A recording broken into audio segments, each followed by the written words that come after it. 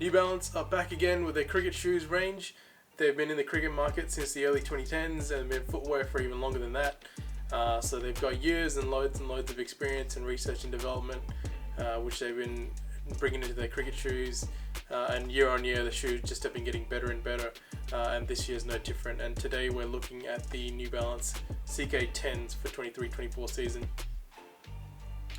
Starting with the colours, this year New Balance have gone for a predominantly blue accent with the white, as all cricket shoes are mostly white. So you got the royal blue in there, and then you got accents, little accents of fluoro green, and I think it looks really good without being over the top. I like the blue, and then I like the little bits of yellow in there, which isn't too strong. And then the CK10s, I think it's pretty unique. They got the flying N. None of the other shoes in the New Balance range have the flying N, but I think it looks really good, really makes it stand out. But again, it's not over the top or anything like that. It's just the right amount of style that you want. Yeah, but overall pretty subtle in terms of looks, with the flying N being see-through as well. It's not fully coloured, so yeah. Overall, great looking shoe. The CK10s, I think they've been pretty popular since they've been brought in. Basically because of its design just looks, it's my personal favourite of the range, and I think a lot of people also think the same as well. So moving on to the technical specs.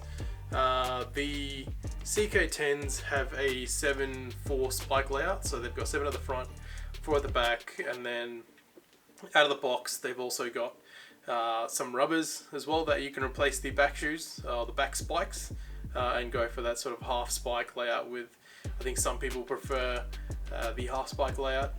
So you got the heels not digging in too much, and then you got the traction at the front. But yeah, so you got both options out of the box. You can go full spike or half spike with the New Balance spike range. All of the spikes, and not just the CK10s.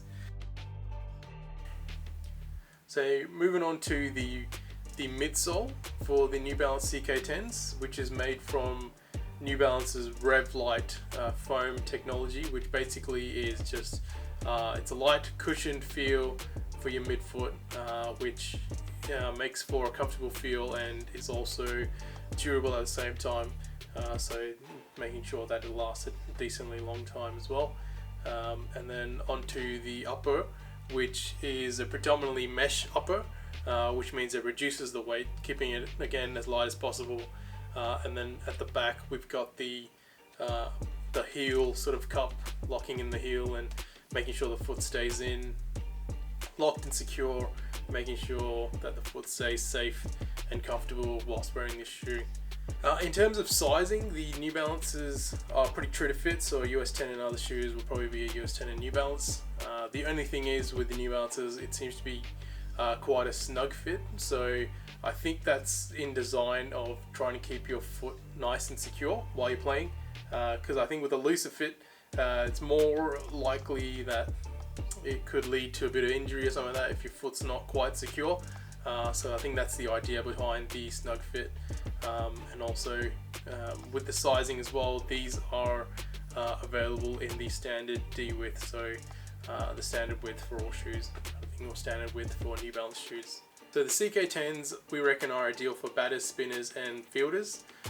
Just with the Revlite midsole and then the mesh knit upper, we reckon it's designed for keeping the shoe as sort of light as possible, with obviously the great traction with the spikes, but also with the lightness in mind. It's probably designed to keep your the batters and fielders and spinners, their feet as fresh as possible.